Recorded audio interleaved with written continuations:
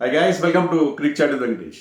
మన ఛానల్లో అప్పుడప్పుడు మనం other than cricket, other than sports videos కూడా చేస్తున్నాం కదా. దాంట్లో భాగంగా ఇవాళ ఒక వెబ్ సిరీస్ గురించి మాట్లాడతాను. ఆ వెబ్ సిరీస్ పేరు IC-814 ద కాందహార్ హైజాక్. ఇది నెట్ఫ్లిక్స్ OTT ప్లాట్ఫామ్లో ఉంది.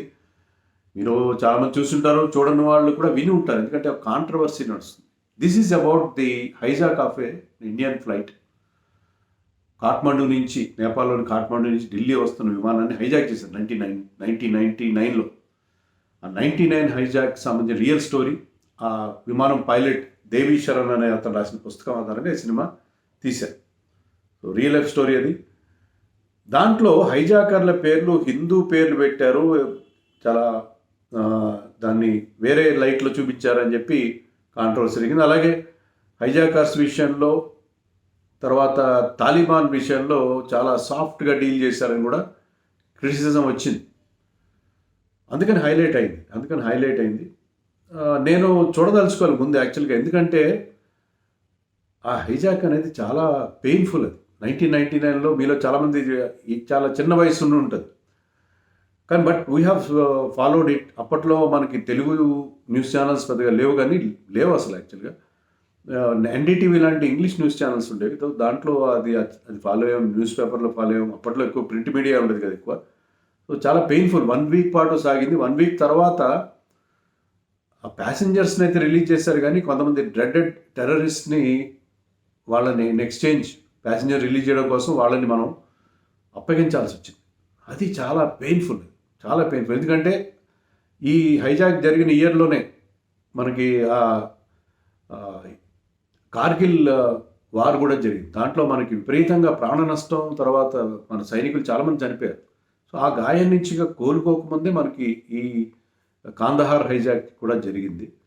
సో అది ఆ పెయిన్ఫుల్. అందుకే మళ్ళీ ఆ పెయిన్ ఎందుకబ్బా మళ్ళీ తిరగదోడుకోవడం అన్నట్టుగా నేను చూడదలుచుకోలేదు. కానీ కాంట్రవర్సీ అయిన తర్వాత I had to watch it. తర్వాత కొంతమంది రికమెండ్ కూడా చేశారు, బాగుందని చెప్పి. నిజంగా బాగుంది సిరీస్. నేను ఫస్ట్ ఎపిసోడ్ చూసి, నేను మామూలుగా ఏ వెబ్ సిరీస్ చూసేది తక్కువ. ఒకటి రోజుకి ఒకటి చెప్పని చూస్తాను, ఎందుకంటే అంతకంటే టైం కేటాయించడం నాకు కుదరదు. ఫస్ట్ ఎపిసోడ్ చూశాను. సెకండ్ ఎపిసోడ్ మధ్యాహ్నం ఆఫ్టర్ లంచ్ చూడడం ప్రారంభించాను. అవాళ యాక్చువల్గా ఒక స్పెషల్ వీడియో చేద్దాం అనుకున్నాను, కానీ నేను ఐ కుడ్ నాట్ స్టాప్. మొత్తం బింజ్ వ్యూయింగ్ చేశాను. మామూలుగా బింజ్ వ్యూయింగ్ చేయను.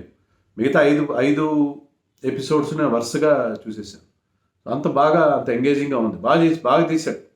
అనుభవ్ సిన్హా అని చెప్పి తను థప్పడ్, ముల్క్, ఆర్టికల్ 15, అనేక్ లాంటి మంచి మంచి సినిమాలు తీసిన డైరెక్టర్ అతను. తుంబిన్ లాంటి మామూలు సినిమాలు, రావణ్ అనే షారుఖ్ ఖాన్ సినిమా కూడా తీశాడు, కానీ ఆఫ్ లేట్ చాలా మీనింగ్ఫుల్ ఫిలిమ్స్ తీసిన డైరెక్టర్ అతను. సో అతను తీసిన వెబ్ సిరీస్ ఇది. సో చాలా బాగా తీశాడు, చాలా అథెంటిక్గా తీశాడు.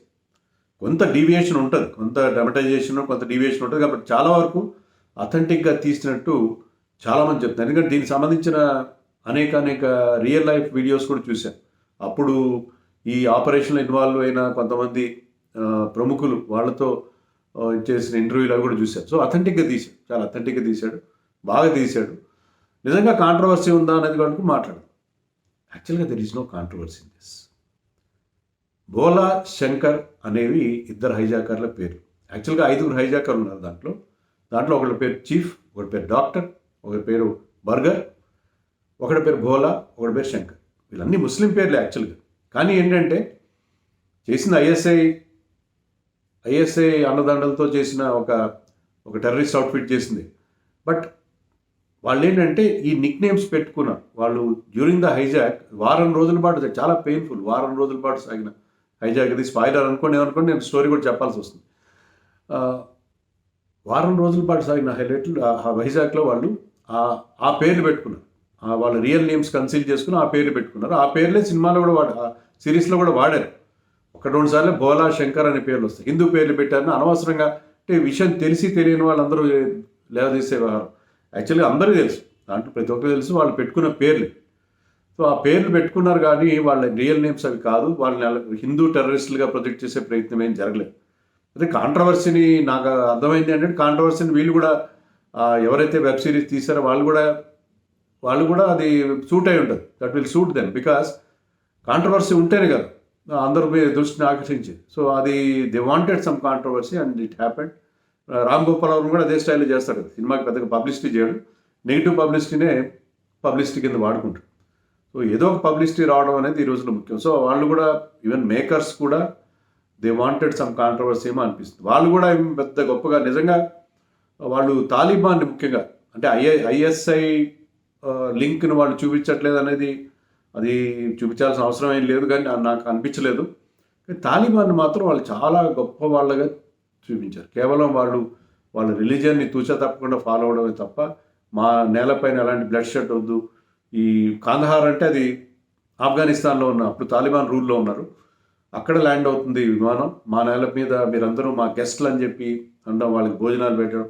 సో తాలిబాన్ని చాలా హైలైట్ చేస్తూ వాళ్ళు తాలిబాన్ అనేది ఒక పూర్తి మత ఛాందస పరమైన ఒక అవుట్ఫిట్.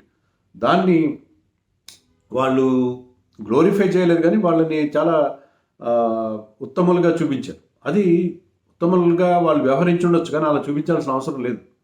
అక్కడ మీరు కొంచెం సినిమాటిక్ లైసెన్స్ తీసుకోవాలి. తాలిబాన్ ఎందుకో గ్లోరిఫై చేయకపోయినా వాళ్ళని చాలా సాఫ్ట్గా డీల్ చేశారని అనిపించింది. ఎందుకంటే మేబీ ది మేకర్స్ వాంటెడ్, కొంతమంది ముస్లిమ్స్ ఉంటారు కదా ఎవరైతే తాలిబాన్ సపోర్ట్ చేసేవారు, వాళ్ళు కూడా చూడడం కోసం వాళ్ళు ఓన్లీ రిలీజియస్ పీపుల్ తప్ప వాళ్ళు చేసే తప్పులేం లేవు, వాళ్ళు ఎన్ని ఘోరాలు చేస్తారో అందరికీ తెలుసు. సో వాళ్ళు కూడా తప్పు చేశారు. పూర్తిగా మనం రైట్ వింగ్ని తప్పుపడడానికి లేదు ఇక్కడ. సో అది కూడా నాకు అనిపించింది తాలిబాన్ని చాలా బాగా చాలా సాఫ్ట్గా ప్రొజెక్ట్ చేశారేమో అనిపించింది. ఈవెన్ హైజాకర్స్ని సాఫ్ట్గా ప్రొజెక్ట్ చేశారంటే అది కరెక్ట్ కాదు. హైజాకర్స్ చేసిన కొన్ని దారుణమైన ఇష్యూస్ కూడా చూపించారు, ఒక డెడ్ బాడీని విసిరేయడం అలాంటివి చూపించారు. సో అది కాదు, కానీ తాలిబాన్ని మాత్రం వాళ్ళు ఇంకొంచెం అంత సాఫ్ట్గా చూపించకుండా ఉండాల్సిందేమో నాకు అనిపించింది. బట్ వీళ్ళు చేస్తున్న ఆందోళనలో ఏం అర్థం లేదు. ఈ ఆందోళన చేయడానికి కారణం ఏంటంటే ఈ హైజాక్ జరిగినప్పుడు బీజేపీ ప్రభుత్వం రూలింగ్లో ఉంది. వాజ్పేయి ప్రధానమంత్రిగా ఉన్న కోయిలిషన్ గవర్నమెంట్ కాబట్టి వాళ్ళు తొందరగా నిర్ణయాలు తీసుకోలేదు. దెర్ వాజ్ ఇంటెలిజెన్స్ ఫెయిల్యూర్, అది కూడా సిరీస్లో చూపిస్తాడు. ఎందుకంటే దే హ్యాడ్ సమ్ వార్నింగ్, ఈ విమానంలో ఏదో జరగబోతుందని వార్నింగ్ ఉన్నట్టుగా కాఠ్మండూలోనే ఉన్న ఐబీ చెందిన ఒక స్లూత్, ఒక డిటెక్టివ్ ముందుగానే వార్నింగ్ ఇస్తాడు, కానీ వాళ్ళ చీఫ్ పట్టించుకూడదు. సో అది ఇంటెల్ ఫెయిల్యూర్ ఒకటి. తర్వాత ఇనెప్ట్ హ్యాండ్లింగ్, చాలా పూర్గా హ్యాండిల్ చేసి ముగ్గురు dreaded terrorist including Masood Azhar అనేవాడు చాలా దారుణమైన టెర్రరిస్ట్. తర్వాత ఇండియా మీద జరిగిన ముంబై అటాక్స్ కానీ, ముంబైలో జరిగిన దారుణాలు కానీ, మిగతా చాలా అటాక్స్ బాంబు దాడుల్లో అతని హస్తం చాలా క్లియర్గా ఉంది. సో ముగ్గురు ఘోరమైన టెర్రరిస్టులని, చాలా డ్రెడెడ్ టెర్రరిస్టులను వదిలేశారు. సో ఇనెప్ట్ హ్యాండ్లింగ్ జరిగింది కాబట్టి వారం రోజుల పాటు ప్రొలాంగ్ చేశారు. చాలా డెసిషన్ మేకింగ్లో డిలే జరిగింది. సో బీజేపీ ప్రభుత్వం ఒక పూర్ లైట్లో చూపిస్తున్నట్టుగా ఉంది కాబట్టి ఇలా చేశారేమో అని నాకు అనిపిస్తుంది. బట్ పాలిటిక్స్ పక్కన పెడితే సిరీస్ మాత్రం చాలా అథెంటిక్గా తీశారు. ఖచ్చితంగా ఫెయిల్యూర్ జరిగింది, ఇంటెలిజెన్స్ ఫెయిల్యూర్ ఉంది అక్కడ. తర్వాత ఇంకోటి ఏంటంటే మెయిన్గా మనం సిరీస్ చూస్తున్నప్పుడు మనకు అర్థమైంది ఏంటంటే కాఠ్మండూలో బయలుదేరిన విమానం అమృత్సర్లో రీఫ్యూలింగ్ కోసం ఆగినప్పుడు దాని మీద అటాక్ చేస్తుంటే కమాండోస్, యాంటీ టెర్రరిస్ట్ కమాండోస్ ఉంటారు కదా, వాళ్ళు కనుక if they storm the air craft and కొంత బ్లడ్ షెడ్ జరుగుతుంది. అప్పుడు కొంతమంది కొలాటరల్ డ్యామేజ్ జరుగుతుంది, కొంతమంది చనిపోవడం అనేది జరుగుతుంది. ఎందుకంటే ఒక్కసారి సడన్గా అటాక్ చేసినప్పుడు 100% సేఫ్గా చేయలేరు. అయినా సరే అప్పుడు చేస్తుంటే ఈ డ్రెడెడ్ టెర్రరిస్టులను వదలకుండా ఉండేది. ఎందుకంటే మీరు సరే అక్కడ ఇన్నోసెంట్ పీపుల్ కాపాడారు, కానీ ఈ టెర్రరిస్టులను వదలడం వల్ల తర్వాత వాళ్ళు చేసిన దాడుల్లో ఎంతోమంది ఇన్నోసెంట్ చనిపోయారు కదా. ఇది మన సెక్యూరిటీ ఫోర్సెస్ తర్వాత ఈ ఇంటెలిజెన్స్ వర్గాలు వాళ్ళు, ఎందుకంటే వాళ్ళ ప్రాణాలకు తెగించి ఈ టెర్రరిస్టులు పట్టుకుంటారు. వాళ్ళని ఇలా వదిలేస్తే అది వాళ్ళకందరికీ డిమారలైజింగ్గా ఉంటుంది. సో అక్కడ అమృత్సర్లో అటాక్ జరుగుంటే బాగుండేది. కానీ అక్కడ మనకి తర్వాత వస్తున్న వార్తలు ఏంటంటే ఆ విమానంలో ఒక ఐబీ అఫీషియల్ ఉన్నాడు, తోమర్ అతని పేరు. ఐబీ అఫీషియల్ కూడా ఉన్నాడు, అది సిరీస్లో కూడా చెప్తారు. అతను కూడా ట్రావెల్ చేస్తున్నాడు. తర్వాత ఆ ఐబీ అఫీషియల్లో మరొకరు మొత్తం మీద ప్రధానమంత్రి ప్రధానమంత్రి ఆఫీస్లో పనిచేస్తున్న ప్రైమ్ మినిస్టర్స్ ఆఫీస్లో పనిచేస్తున్న ఒక ఇంపార్టెంట్ బ్యూరోక్రాట్ యొక్క బామర్ది అతను. బామర్ది ఉన్నాడు ఆ ఫ్లైట్లో. ఆ బామర్ది ఆ ఫ్లైట్లో ఉన్నాడు కాబట్టి అతను సేవ్ చేయాలి కాబట్టి చేయలేదు. ఒకవేళ అమృత్సర్లో అటాక్ చేస్తే అప్పుడు జరిగిన కొలాటరల్ డ్యామేజ్లో అప్పుడు వాళ్ళు కనుక ఏదో ఫైరింగ్ చేసి చేస్తే అది తెలిసేది కదా, అప్పుడు అతను కూడా చనిపోయే ప్రమాదం ఉంటుంది. అందుకని ఆ రిస్క్ తీసుకోలేదు అని కూడా అంటున్నారు. ఇప్పుడు తర్వాత వస్తున్న కథనాల్లో అలా అంటున్నారు.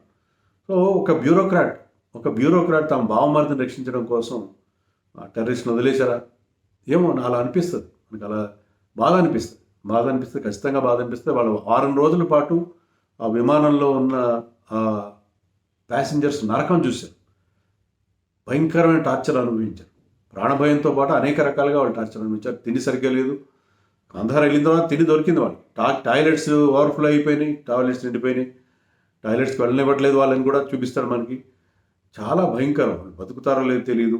సో రకరకాల బాధలు అనుభవించారు. సో అక్కడ చాలా పూర్గా హ్యాండిల్ చేశారు. బహుశా అది కోalition గవర్నమెంట్ కావడం వల్ల సరైన నిర్ణయాలు తీసుకోలేదా, అలాగని ఇదేదో యాంటీ బీజేపీగా తీసిన సిరీస్ కూడా కాదు. ఎందుకంటే సిరీస్లో జస్వంత్ సింగ్ అప్పటి ఎక్స్టర్నల్ అఫైర్స్ విదేశాంగ శాఖ మంత్రి, అతన్ని చాలా గొప్పగా చూపిస్తారు. నాకు తెలిసిన జస్వంత్ సింగ్ ఒక ఫార్మర్ సోల్జర్ హిమ్సెల్ఫ్, మంచి రికార్డు ఉంది జస్వంత్ సింగ్ చాలా కంపాషన్తో ఈ హైజాక్ని డీల్ చేయడం, ప్రయాణికులు రక్షించాలని చెప్పి అనడం అనేది దాన్ని ఆ రోల్ పంకజ్ కపూర్ వేసిన రోల్ అది. సో ఆ రోల్ చాలా అతన్ని చాలా మంచి దీంట్లో చూపించారు మనకి. ఎల్కే అద్వానీ ఎవరు కనబడరు. In fact L K Advani was against releasing the terrorist అని మనకి అంటారు అప్పుడు home minister. But Vajpayee wanted them release to secure the safe handling of the passengers. So అది మొత్తం మీద ఇది జస్వంత్ సింగ్ని చాలా బాగా చూపించారు. జస్వంత్ సింగ్ క్యారెక్టర్ని ఎక్స్టర్నల్ అఫైర్స్ మినిస్టర్ తనే స్వయంగా వెళ్ళి కాందహార్కి రిస్క్ తీసుకుని టెర్రరిస్టుల్ని అతనే తన విమానాలను తీసుకెళ్ళి వాళ్ళకి హ్యాండ్ ఓవర్ చేసి ప్రయాణికుల్ని ఆయనే రిసీవ్ చేసుకోవడం అనేది నిజంగా చాలా రిస్క్ తీసుకున్నాడు ఆయన. సో జస్వంత్ సింగ్ బాగానే చూపించారు. సో అథెంటిక్గా తీశారు వాళ్ళు, ఏదో ఎవరికి వ్యతిరేకంగా తీయలేదు. అందులో దాంట్లో మంచి యాక్టర్స్ ఉన్నారు. నసిరుద్దీన్ షా, పంకజ్ కపూర్, ఇంకో అతని పేరు గుర్తు రావట్లేదు, మంజిత్ పావా సంథింగ్, అతను కూడా బాగా చేశారు. అతను అజిత్ దోవల్ రోల్ వేశారు. అజిత్ దోవల్ యాక్చువల్గా నెగోషియేషన్స్ చేసింది ముకుల్ మోహన్ అని పేరు పెట్టారు వాటిలో. అజిత్ దోవల్ ఇప్పటి మన సెక్యూరిటీ అడ్వైజర్. అతను దీంట్లో ఈ నెగోషియేషన్స్లో he was the negotiator. So ఆ రోల్ వేసిన నటుడు చాలా ఫేమస్ యాక్టర్, అతను గుర్తు రావట్లేదు. సో వీళ్ళందరూ, ఇంకా అరవింద్ స్వామి ఉన్నాడు, ఒక సౌత్ ఇండియన్ బ్యూరోక్రాట్గా అతన్ని చూపించారు, secretary MEA, minister of external affairs. వీళ్ళందరూ కూడా చాలా మంచి పర్ఫార్మెన్స్ ఇస్తున్నాయి. పైలట్గా నటించిన విజయ్ వర్మ కానీ చాలా రెస్టారెంట్ పర్ఫార్మెన్స్ అతను చూసాం. హెయిర్ హోస్టెస్గా యాక్ట్ చేసిన వాళ్ళు ఎవ్రీబడి డిడ్ వేర్, చాలా అథెంటిక్గా. ఎక్కడ కూడా కొన్నిసార్లు ఆ రియల్ విజువల్స్ చూపించారు. ఒక్కటి కొంచెం నాకు ఓవర్ ఏమనిపించింది అంటే, నేపాల్లో ఇంకొక కుట్రకోణం అంటే, మామూలుగా ఈ వెబ్ సిరీస్లో ఏంటంటే డిఫరెంట్ ప్లేసెస్లో చూపిస్తారు, ఎంతసేపు ఆ విమానం చూపిస్తే బాగుంటుంది కదా. సో ఆ నేపాల్ది ఎక్కువ సాగదీశారేమో. అక్కడ కొంతమంది టార్చర్ పెట్టడం, విమానంలో ఒక ఆర్డిఎక్స్ బాంబు ఉందని చెప్పడం, దానికోసం అది కొంచెం ప్రొలాంగ్ చేశారేమో. అంటే డిఫరెంట్ ప్లేసెస్లో యాక్షన్ చూపించడం కోసం నేపాల్ది ఎక్కువ చేశారంటే అనిపించింది నాకు. But otherwise very well made series. అందుకే నేను ఒక్కసారిగా మొత్తం చూసాను. పర్టికులర్లీ ప్లేన్ క్రాష్ ల్యాండ్ అయ్యే పరిస్థితి ఉంటుంది. లాహోర్లో వాళ్ళు పర్మిషన్ ఎవరు ల్యాండింగ్కి, రోడ్డు మీద ల్యాండ్ చేస్తాడా అని అనిపిస్తుంది నాకు. Because I have followed the actual event కాబట్టి ఏం జరగలేదు, ఏం ప్రమాదం జరగలేదు అనిపించినా సరే, ఏమవుతుందో నెక్స్ట్ విమానం ఏమవుతుందో, ల్యాండ్ అవుతుంది, ఎక్కడ ల్యాండ్ అవుతుందో అని ఒక టెన్షన్ క్రియేట్ చేయడంలో డైరెక్టర్ చాలా సక్సీడ్ అయ్యాడు. సో మీరు చూడకపోతే చూడండి. అంటే మీకు ఇలాంటి ఇంట్రెస్ట్ ఉంటే, నేనంటే నాకు జర్నలిస్టిక్ బ్యాక్గ్రౌండ్ కాబట్టి డెఫినెట్గా చూశాను నేను. సో మీకు కొంచెం అలాంటి ఇంట్రెస్ట్ ఉంటే హైజాక్స్ డ్రామాస్, నేను ఈవెన్ ఆపరేషన్ ఎంటాబ్ అని చాలా రోజుల క్రితం 70s ఇజ్రాయెల్ వాళ్ళు ఇలాగే వాళ్ళ విమానాన్ని హైజాక్ చేస్తే అది ఉగాండాలో ల్యాండ్ అయితే వాళ్ళు ఇలాగే వితౌట్ ఎనీ బ్లడ్ షెడ్ వాళ్ళ కమాండోస్ వెళ్ళి దాన్ని రక్షించడం. అప్పట్లో అది చాలా పెద్ద ఇష్యూ. అది I think I was in school at that time. But still ఆ తర్వాత ఈ మధ్య రీసెంట్గా చూశాను. సో ఇవన్నీ బాగుంటాయి హైజాక్ డ్రామాస్. సో మీరు చూడకపోతే ఖచ్చితంగా చూడండి. నేను ఏదో దీన్ని ప్రమోషన్ చేస్తున్నాను కాదు, సిరీస్ బాగుంది. ఎప్పుడు ఆ చెత్త సినిమాలు, మన తెలుగు సినిమాలు ఫార్ములా ఉంటాయి. నాకు నచ్చనిది ఏంటంటే పెద్ద హీరోల సినిమాలు, దాంట్లో 3 పాటలు, 4 ఫైట్లు, హీరో ఎలివేషన్లు ఇవన్నీ తట్టుకోలేకపోతున్నాయి. ఇవన్నీ పాత అదే ఫార్ములాతో తెలుగు సినిమాలు వస్తున్నాయి. ఇంకా తమిళ్లో, మలయాళంలో, ఈవెన్ కొన్ని కన్నడ సినిమాలు మంచి మంచి సినిమాలు తీస్తున్నారు. హిందీలో కూడా మంచి సినిమాలు తీస్తున్నారు. కానీ మన తెలుగులో మాత్రం ఆ పెద్ద హీరోలు ఉంటే అదే టెంప్లెట్ ఉంటుంది.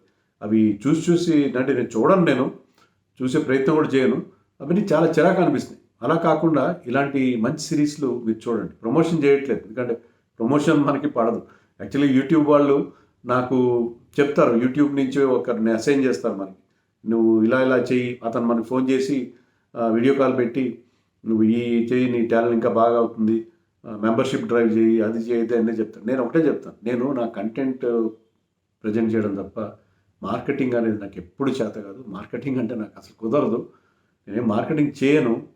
నాకు చేయాలనిపించినా కూడా చేయలేను. నాకు చేత కాదు. నా డిఎన్ఏలో ఒప్పుకోదు అది అని చెప్తాను. సో మార్కెటింగ్ కాదు ఇది.